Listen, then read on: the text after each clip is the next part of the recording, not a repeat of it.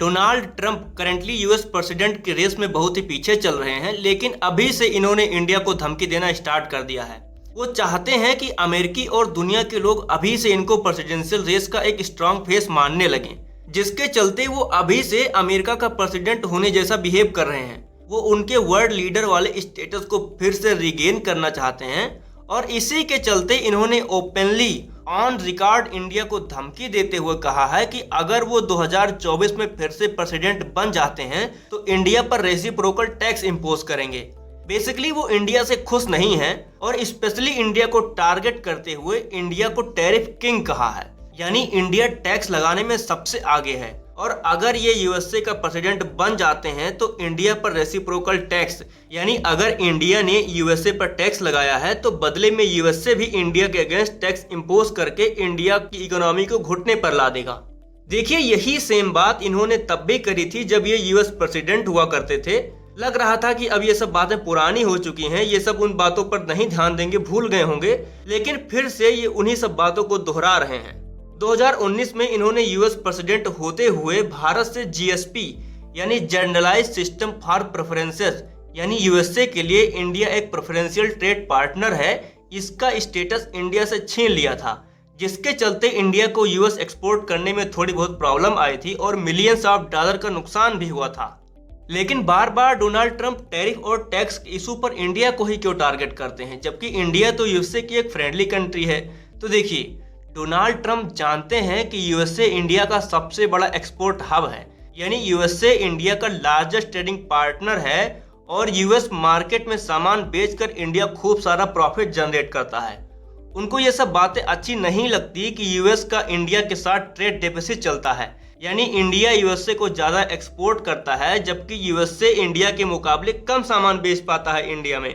तो Donald Trump यही चाहते हैं कि जैसे इंडिया चाइना का ट्रेड होता है, जैसे इंडिया यूएई का ट्रेड होता है, जहां चाइना यूएई इंडिया को ज़्यादा एक्सपोर्ट कर रहे होते हैं जबकि इंडिया उनको कम सामान बेच पाता है, सेम कंडीशन ये इंडिया के लिए यूएसए में चाहते हैं कि इंडिया यूएसए को ज़्यादा सामान ना बेच पाए और यूएसए चाइना और यूएई इवन रसिया की तरह इंडिया को खूब सारा एक्सपोर्ट करे। डोनाल्ड ट्रंप इस बात से बहुत ज़्यादा गुस्सा हैं कि जब भी कोई अमेरिकी प्रोडक्ट इंडियन मार्केट में बिकने आता है तो इंडिया उस पर कई बार 200% तक का टैक्स इंपोज कर देता है। वहीं जब इंडिया से कोई सामान यूएस में बिकने आता है तो उस पर हमें टैक्स कंसेशन मिल जाती है, यानी यूएस हमारे ऊपर ज़्यादा टैक्स नहीं लगाता है और हमें टैक्स का बेनिफिट मिल जाता है, जिससे हम अपने हाई क्वालिटी प्रोडक्ट को यूएस मार्केट में चीप रेट में बेच पाते हैं और खूब सारा प्रॉफिट अर्न कर पाते हैं। 2022-23 में इंडिया यूएस का ट्रेड 128.55 बिलियन डॉलर का था, जो कंसिस्टेंटली हर साल लगातार बढ़ रहा है। लेकिन इसमें इंडिया का एक्सपोर्ट शेयर 80 बिलियन डॉलर के आसपास है, यानी इंडिया यूएसए को 78 बिलियन डॉलर का एक्सपोर्ट करता है और हम यूएसए से मात्र 50 बिलियन डॉलर का इंपोर्ट करते हैं। और यही ट्रेड डेफिसिट देखकर डोनाल्ड ट्रंप से रहा नहीं जा रहा है। इंडिया यूएस को तभी टैक्स कंसेशन देता है जब यूएस से एफडीआई आए, यानी फॉरेन डायरेक्ट इन्वेस्टमेंट आए, यानी आप अपना सामान इंडिया में मत बेचो, आप इंडिया में फैक्ट्रीज लगाओ, तब आपको टैक्स रिबेट भी मिलेगा, कंसेशनल लैंड भी मिलेगी, इलेक्ट्रिसिटी वाटर सप्लाई हर तरीके से आपकी हेल्प की जाएगी। इसके लिए इंडिया में फ्लैगशिप प्रोग्राम चल रहा है मेक इन इंडिया, यानी आप आइए इंडिया में इन्वेस्ट करिए, इंडिया की ग्रोथ हो, यहाँ पर एम्प्लॉयमेंट मिले, दूसरे देशों से मैनेजमेंट, टेक्नोलॉजी, कैपिटल हर चीजें इंडिया में आए। लेकिन डोनाल्ड ट्रंप इंडिया की इस व्यवस्था को इनइक्विटेबल सिस्टम मानते हैं कि आप हमसे फायदा तो ले रहे हैं, लेकिन जब हम फैक्ट्री लगाएंगे तभी हमें छूट मिलेगी, पहले क्यों नहीं मिलेगी। If India charges us, India is very big with tariffs. Okay, I mean, I saw it with Harley Davidson. I was saying, how do you do in a place like India? Oh, no good, sir. Why? They have 100% and 150% and 200% tariffs. So I said, so they can sell their Indian motorbike. They actually make a bike, Indian motorbike. They can sell that into our country with no tax, no tariff.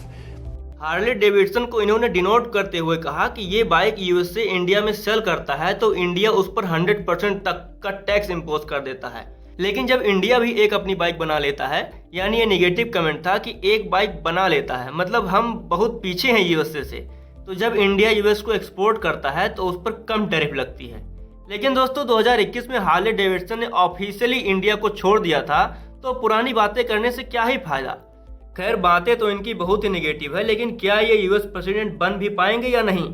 तो देखिए, आज के समय में इनका arrogance और घमंड इतना ज्यादा हो गया है कि इन्होंने अपने ही रिपब्लिकन पार्टी के अपोनेंट विवेक रामास्वामी से डिबेट करने से ही मना कर दिया है। ये कह रहे हैं कि दुनिया इनको जानती है, अमेरिकी लोग इनको जानते हैं कि ये कैसी सरकार देने वाले हैं अमेरिका को, इसीलिए डिबेट करने का क्या ही फायदा। खैर, ये विवेक रामास्वामी जैसे स्ट्रांग अपोनेंट से डरे हुए हैं। इन पर बहुत सारे लीगल केसेस चल रहे हैं। इनको पहले खुद को जेल जाने से बचाना होगा, फिर रामास्वामी को हराकर रिपब्लिकन पार्टी का प्रेसिडेंशियल कैंडिडेट बनना पड़ेगा। तब जाके ये कहीं यूएस प्रेसिडेंशियल सीट के लिए जो बाइडेन को टक्कर दे पाएंगे। मगर ये सब स्टेटमेंट काफ़ी इमेच्योर है। For the time being India पर इसका कोई इम्पैक्ट नहीं होने वाला है। तो आने वाले समय में यूएस प्रेसिडेंशियल इलेक्शन से रिलेटेड काफ़ी ज़्यादा न्यूज़ और अपडेट्स आती रहेंगी, जिस पर हम आपके लिए अपडेटेड वीडियो लाते रहेंगे। अगर आपको हमारे वीडियो से कुछ वैल्यू मिल रही है तो प्लीज़ हमें सब्सक्राइब करें, अपने दोस्तों के साथ वीडियो शेयर जरूर करें। मिलते हैं एक नेक्स्ट वीडियो में, तब तक के लिए जय हिंद, जय भारत।